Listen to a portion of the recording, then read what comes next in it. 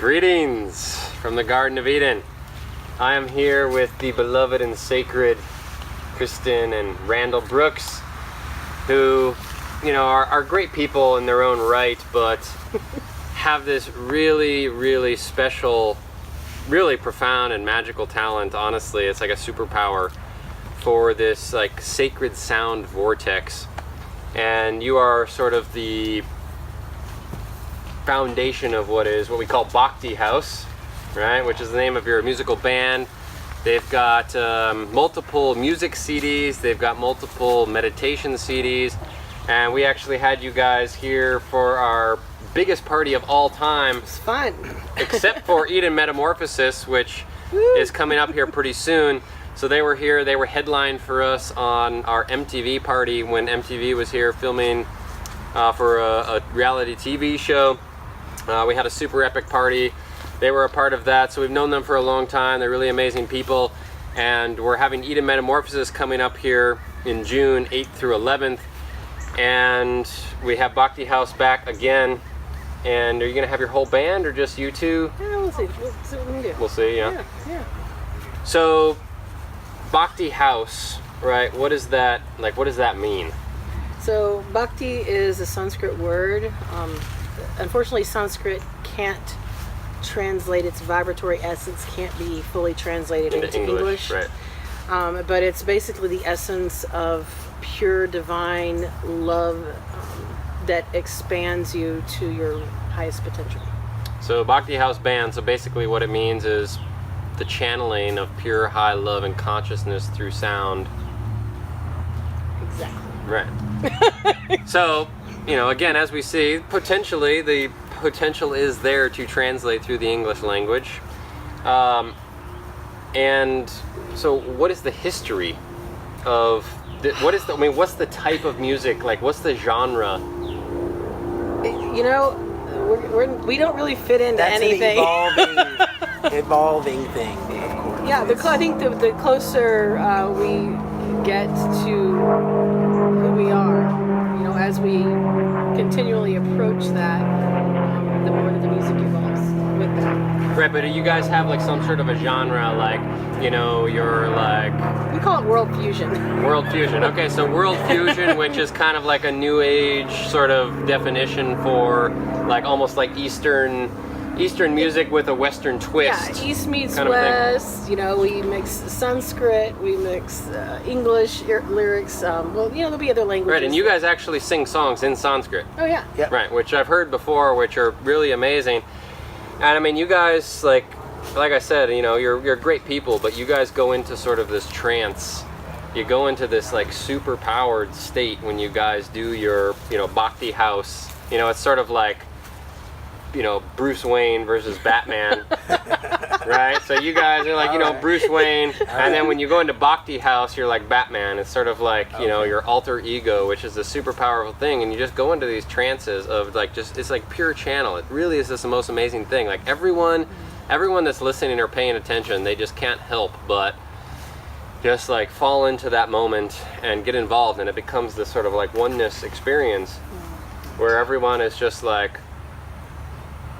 tapping into this like channel, because your sort of egos of Randall and Kristen and is sort of disappearing, and is what's taking its place is sort of like this greater good, this sort of oneness potential, this greater potential of consciousness itself, not just humanity but consciousness itself, which is super powerful, and I've seen and experienced it many times. So I mean, you guys are actually a perfect sort of example, because you're sort of representing this, Eastern, music, but, again, you're wearing a fedora hat. I love my fedoras. Which is actually one of your claim to fames, and I actually have this exact same fedora hat. And I was thinking, like originally when I was thinking, okay, well, what am I going to wear for this interview? I was originally thinking I would probably wear some sort of an outfit that went with a fedora, because you would probably wear a fedora. But you didn't have a fedora, and I actually asked you about the fedora, and it didn't seem like you had one, so I just went with, what I've got, this very humble, boring outfit. Mr. Fashion Guru. Okay.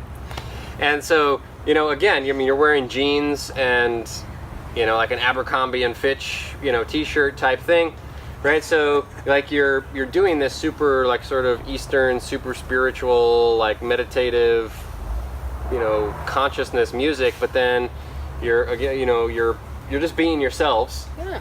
Right, which is so interesting because you're not like playing this role like most people that do this kind of music, like, you know, they like, you know, they try to dress the part and they try to act the part and they're like.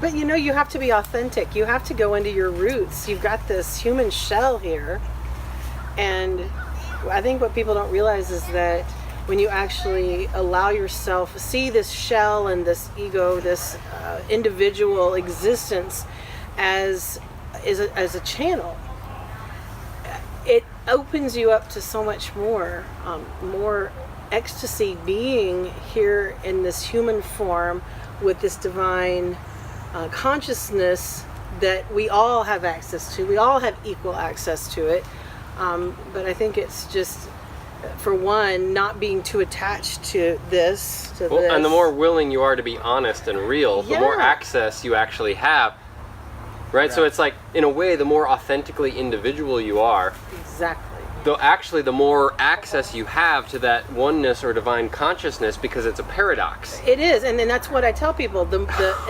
capacity. To the capacity which you can embrace your humanity is the capacity at which you can embrace your divinity. And, you know, And people try to run. They want to run all these spiritual teachers and musicians, whatever.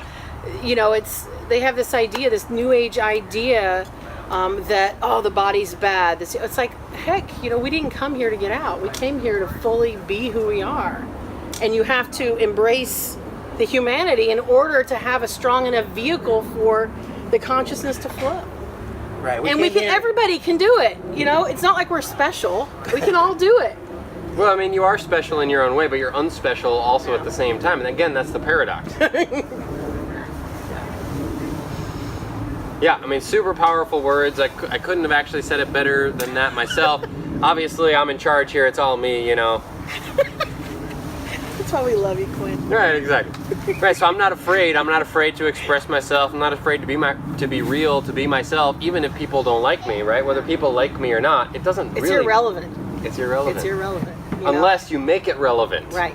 Right, and if you live your life where it's like, oh, what are people are going to think? Oh, I have to do everything so that I'm appropriate or that I fit in. You're never going to actually access that real, true those divine are energy power. leaks. The energy leaks out to what is going on out here versus looking within and at your own individual being and focusing the attention on becoming more authentic instead of what you think other people want you to be. Well, I think it's this outside perfection we were talking about earlier. That's not even real. You know.